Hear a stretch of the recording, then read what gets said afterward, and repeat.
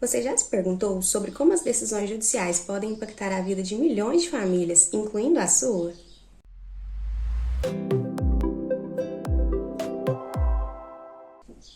Olá, meu nome é Franciele, sou graduanda do 10º período de Direito na Universidade Federal de Lavras, pesquiso pelo programa PIVIC-UFLA e sou orientada pelo professor Dr. Rainer Bonfim.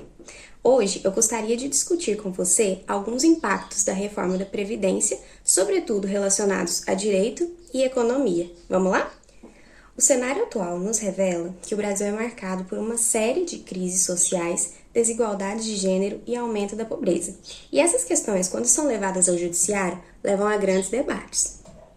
Um grande exemplo disso é o objeto da nossa pesquisa, que analisou as alterações propostas pela reforma da Previdência com relação ao cálculo da pensão por morte, o qual se tornou bastante prejudicial. Na regra anterior, os dependentes do segurado recebiam 100% daquele valor que o segurado falecido recebia. Entretanto, com as alterações, os dependentes passaram a receber uma cota equivalente a 50% do valor, acrescidos de 10% para cada dependente, com um teto de 100%. Ao final de todo o debate, o STF entendeu que era sim constitucional essa alteração. Mas, na verdade, essa discussão envolve muito além de argumentos jurídicos, pois ela envolve questões sociais.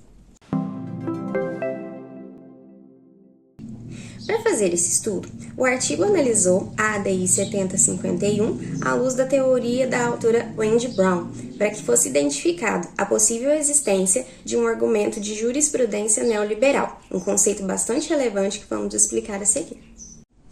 Para que você entenda melhor, a jurisprudência neoliberal é uma tendência decisória dos tribunais, no qual eles optam por argumentos econômicos em detrimento dos direitos sociais e precarizam esses direitos para favorecer a manutenção do mercado.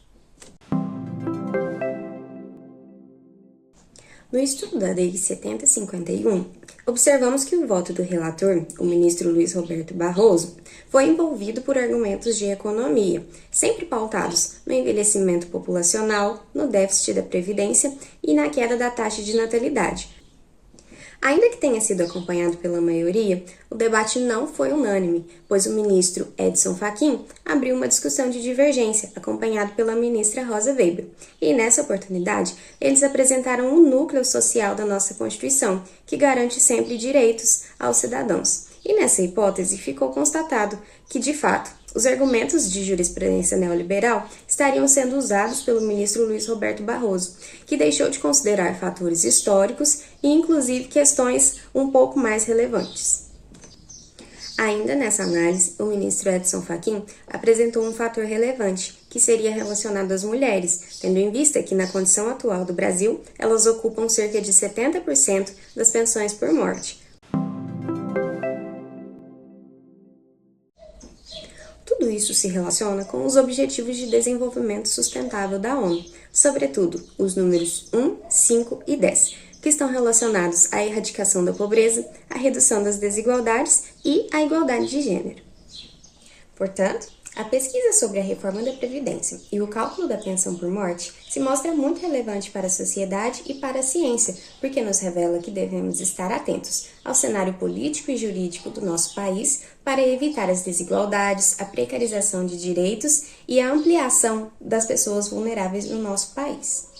Agradecemos pela atenção de cada um que nos assistiu até aqui e, mais uma vez, ao PIVIC-UFLA pela oportunidade de levar a ciência mais adiante e contribuir com a sociedade. Até mais!